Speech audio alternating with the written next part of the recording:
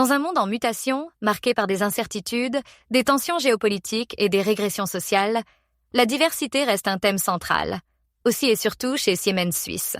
Dans l'épisode actuel du podcast, Gerd Scheller, Country CEO Siemens Suisse, et Esther Kupferschmid, Diversity Co-Officer, parlent de la manière dont Siemens se positionne et pourquoi l'attitude est aujourd'hui plus importante que jamais. Pour Esther, une chose est claire. Chez Siemens, Diversity, Equity and Inclusion n'est pas une tendance, mais fait partie intégrante de la culture d'entreprise. C'est justement parce que de nombreuses entreprises réduisent ou arrêtent leurs initiatives DEI qu'il est d'autant plus important pour Siemens de s'y tenir consciemment. L'entreprise ne veut pas se reposer sur ses lauriers, mais continuer à se développer activement. Depuis le dernier entretien, beaucoup de choses ont bougé. La communauté s'est agrandie et travaille autour de 5 thèmes prioritaires, à savoir l'égalité des sexes, les personnes handicapées, LGBTQIA, la santé mentale et la diversité inclusive. Ces workstreams s'orientent systématiquement vers le monde du travail et le quotidien concret des collaborateurs.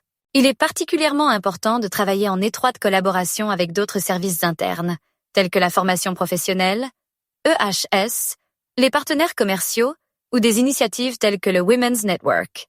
Gerd Scheller indique clairement que c'est justement maintenant qu'il faut prendre un cap clair. Il met en garde contre l'abandon de principes éthiques simplement parce que le vent tourne. Au contraire, lorsque des vents contraires se lèvent, les valeurs doivent être vécues d'autant plus clairement. Selon ses termes, vivre des valeurs quand tout le monde applaudit est facile. Ce qui est décisif, c'est de savoir si on les défend aussi quand cela devient inconfortable.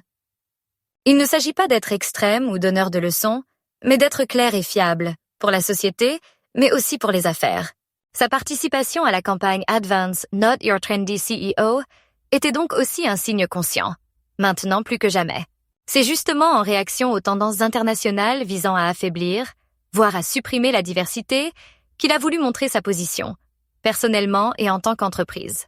Pour les deux, la diversité n'est pas une fin en soi, mais une force vécue. Des perspectives différentes conduisent à de meilleures idées, à une plus grande cohésion et à plus d'innovation. Ceux qui se sentent bien et sont vus dans leur environnement de travail, travailleurs de manière plus engagée, plus productive et plus créative. Gerd le résume ainsi. Si je ne veux entendre que mon propre avis, je n'ai pas besoin de réunion.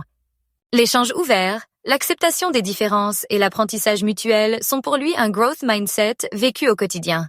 En même temps, la diversité a besoin d'un contexte culturel.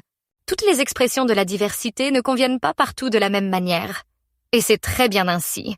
L'important, c'est que chaque pays et chaque organisation définissent ce que signifie la diversité dans leur environnement respectif et comment elle est concrètement vécue. Pour Gerd, il existe une limite claire qui doit s'appliquer partout. Les droits de l'homme.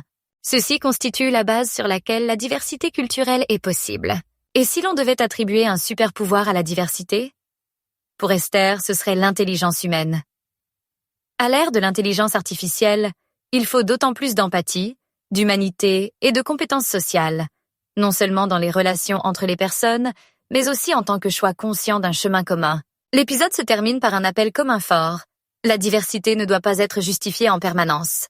Si l'on est convaincu que quelque chose est juste, sur le plan éthique, humain et entrepreneurial, alors on peut l'assumer. C'est exactement ce que fait Siemens Suisse. Non pas en réaction, mais par conviction.